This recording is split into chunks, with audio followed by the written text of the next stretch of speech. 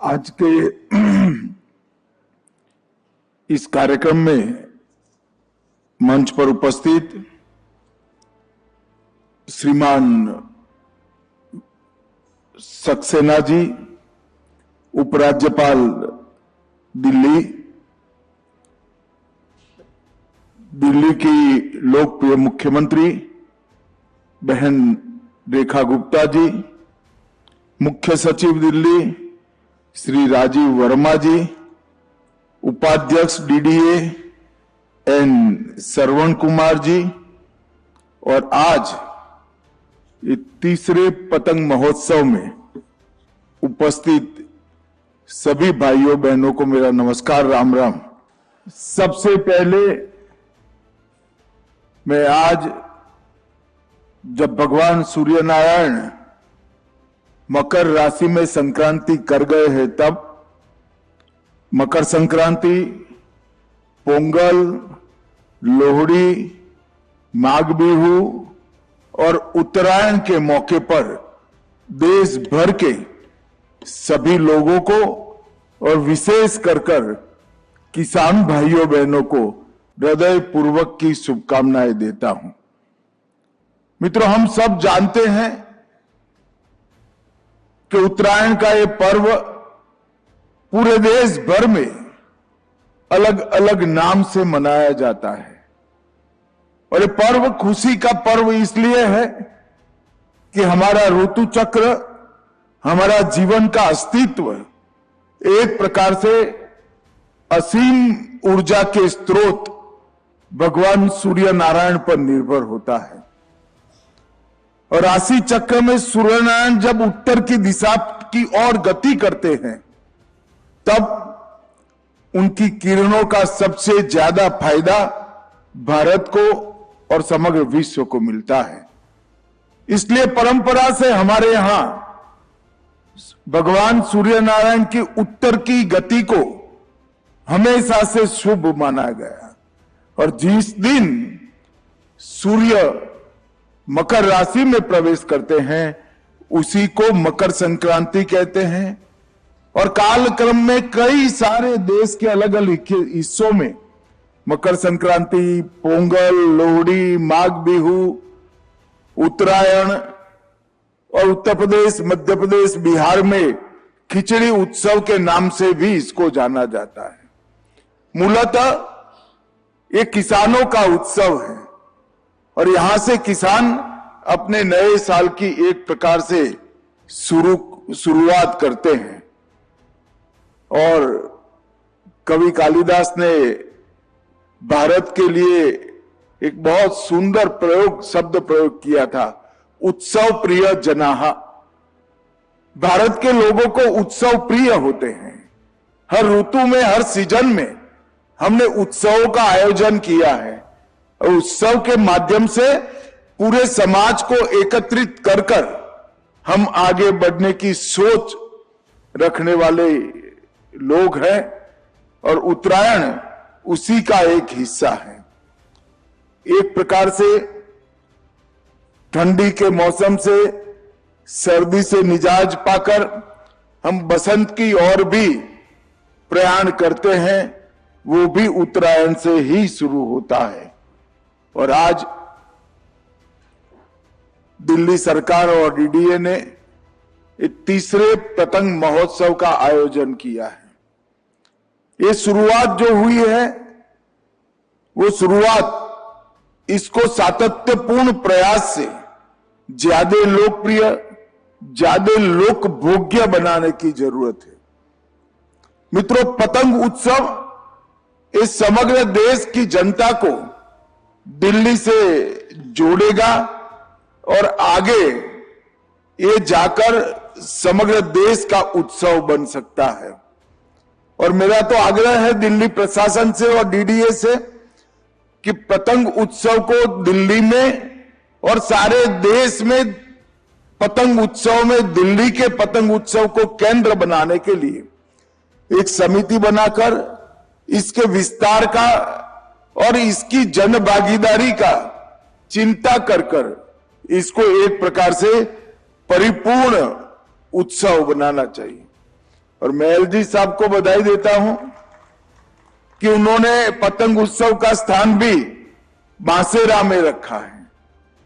जब एलजी साहब ने एक बार मुझे यहां बुलाने के लिए कहा, तब मैं थोड़ी असमंजस में था कि इतने सारे बांस लगा देना तो बड़ा सरल है, क्या ये दिल्ली के मौसम में और इस प्रकार के वातावरण में बढ़ पाएंगे क्या?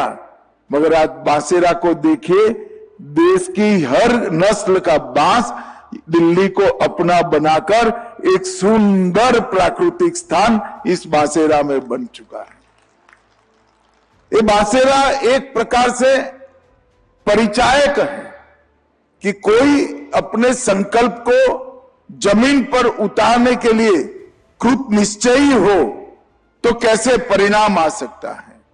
और ये बांसेरा आज दिल्ली वासियों के लिए एक बहुत सुंदर स्थान बना है।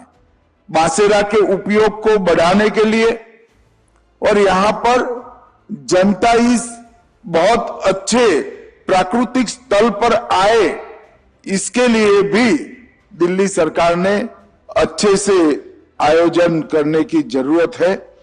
यहां थीम पेविलियन है, पतंगों का इतिहास और पतंगों का युद्धकालीन उपयोग, उसका भी एक प्रकार से प्रदर्शन किया गया है। जब साइमन कमीशन देश में आया, तब साइमन कमीशन का देश में अनेक प्रकार से विरोध हुआ था।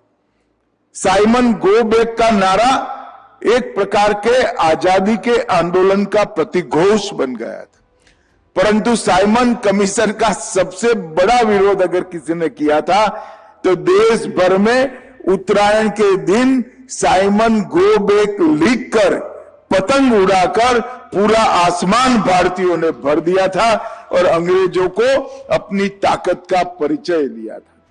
तो पतंग ने उस जमाने में आजादी के आंदोलन में भी एक बहुत बड़ा योगदान देने का काम करा था।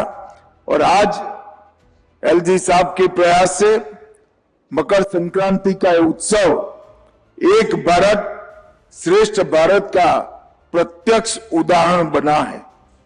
सूर्य भगवान अपनी दिशा बदल रहे हैं, इसका स्वागत समग्र जगत में होता है। पंजाब और हरियाणा में हम इसको लोहड़ी के रूप में मनाते हैं, तमिलनाडु में पोंगल के रूप में मनाते हैं, आसाम में माघ बिहू, पश्चिम बंगाल में पौष संक्रांति कहते हैं, गुजरात और महाराष्ट्र में उत्तरायण के रूप में मनाते हैं और मध्य प्रदेश, उत्तर प्रदेश और बिहार में खिचड़ी या संक्रांत खिचड़ी के नाम से इसको मनाने की परंपरा है। ये सारे राज्यों को हमारे दिल्ली से जोड़ने का ये प्रयास है और मैं मानता हूं कि आने वाले दिनों में ये पतंग उत्सव यहां पर अपना एक स्थान बनाएगा और समग्र देश के पतंगबाजों को और अंतर्राष्ट्रीय पतंगबाजों को भी यहां आकर अपनी कलाबाजी दिखाने का काम करेगा। मित्रों, अभी अभी मोदी जी ने सोमनाथ स्वाभिमान पर्व में गुजरात में हिस्सा लिया। 8 तारीख से 11 तारीख तक सोमनाथ स्वाभिमान पर्व मनाया गया।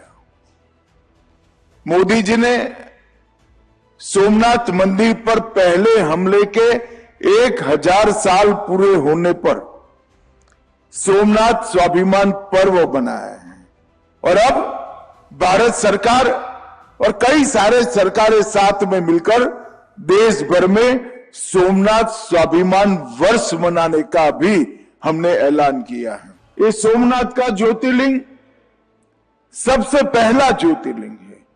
सोम समुद्र के किनारे प्रभु शिव का ये स्थान दुनिया के इतने लोगों की नजर में आया कि एक बार नहीं, 2 बार नहीं, 3 बार नहीं, 16 बार इसको तोड़ने का उपक्रम किया गया।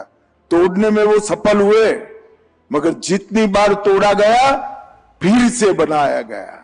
और आजादी के बाद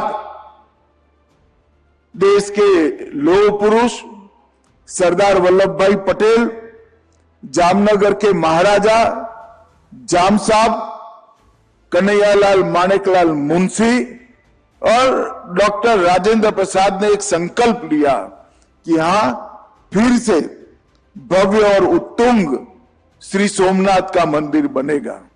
और उस स्थान पर आज भव्य और उत्तुंग सोमनाथ का मंदिर आज भी वहां पर गगनचुंबी ध्वजा के साथ विद्यमान है। ये परिचायक है कि विध्वंस करने वालों से बनाने वालों की शक्ति बहुत बड़ी है।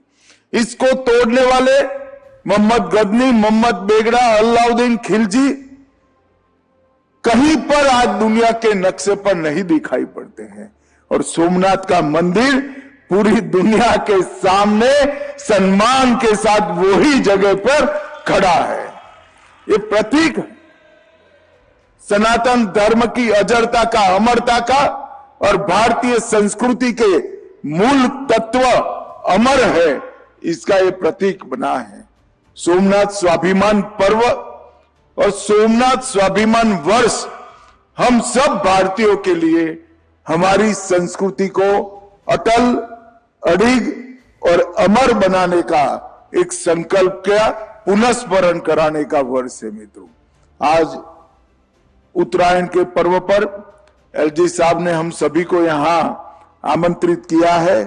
मैं आशा करता हूं कि अभी से ही, जब से ये पतंग उत्सव समाप्त हो तब से दिल्ली के सारे विधायक, सांसद, सरकार, डीडीए सभी मिलकर अगले पतंग उत्सव की तैयारी करें और अगला पतंग उत्सव ऐसा हो जिससे हमारे पतंग उत्सव का स्थान देश और दुनिया के पतंग उत्सव के अग्रिम स्थानों में सुनिश्चित हो जाए।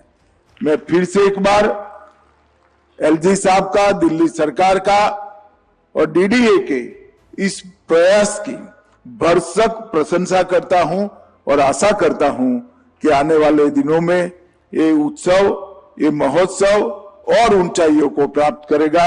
मेरी दिल्ली वासियों को उत्तरायण की अनेक अनेक शुभकामनाएं। वंदे मातरम।